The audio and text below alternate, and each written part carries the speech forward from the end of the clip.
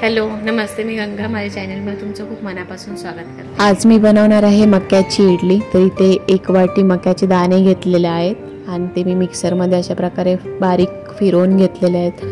छान असे बारीक करून घेतलेले आहेत. ते आता आपण एका बाउलमध्ये काढून घेऊया. एकदम बारीक पेस्ट केलेली आहे, त्याची जाडसर जास्त ठेवलेला नाही आहे.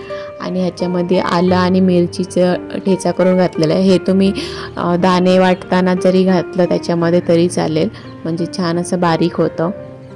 आणि इथे 1 वाटी रवा घेतला आणि पाऊण वाटी दही घेतलेलं आहे. तर ते पण मी मिक्सरमध्ये जरासं फिरवून घेते, कारण मी जाडा रवा घेतलेला आहे. तर इथे मी जरासं फिरवून घेतलं आहे मिक्सरमध्ये आणि ते पण त्या मिश्रणामध्ये ॲड करते आणि मिक्स करून घेतलेलं आहे. तर इथे जराशी मी हळद घालणार आहे आणि चवीनुसार मीठ घालून घ्यायचं आहे आपल्याला.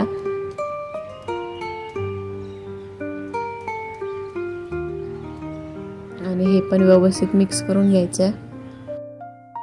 आपण फोडणी देणार आहोत. तर फोडणीमध्ये इथे मी थोडीशी मोहरी घातलेली आहे आणि चणा डाळ आणि मूग डाळ घातलेली आहे. तर ती फ्राय करून फोडणीमध्ये घातलेली आहे. आणि इथे मी थोडीशी हळद घातली आहे आणि हे व्यवस्थित मिक्स करून घेते.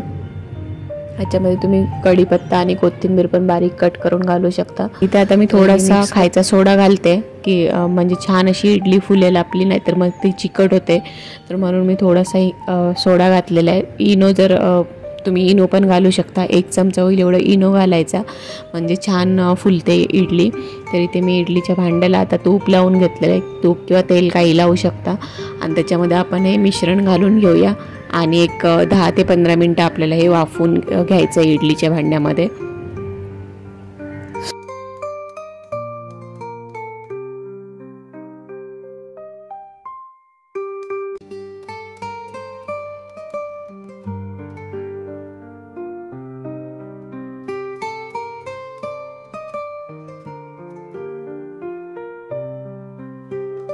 तर 15 मिनटं झालेले आहेत बघा. आणि आता इडली आपली छान अशी शिजलेली आहे. तर ती मी बाहेर काढून घेते आणि जराशी थंड करून घेऊया.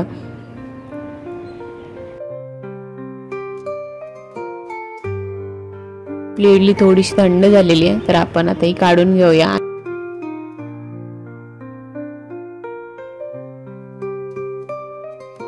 बघा छान अशी आपली मक्याची इडली तयार झालेली आहे.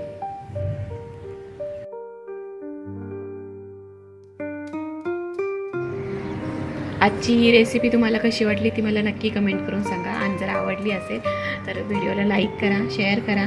आणि माझ्या चॅनलला जर तुम्ही अजूनपर्यंत सबस्क्राईब केलं नसेल तर प्लीज सबस्क्राईब करायला विसरू नका. सोबतच बेल आयकॉन पण प्रेस करा, म्हणजे मी जे पण व्हिडिओ अपलोड करेन त्या सगळ्या व्हिडिओचं नोटिफिकेशन तुम्हाला मिळेल आणि तुम्ही माझे सगळे व्हिडिओ बघू शकाल. थँक्यू.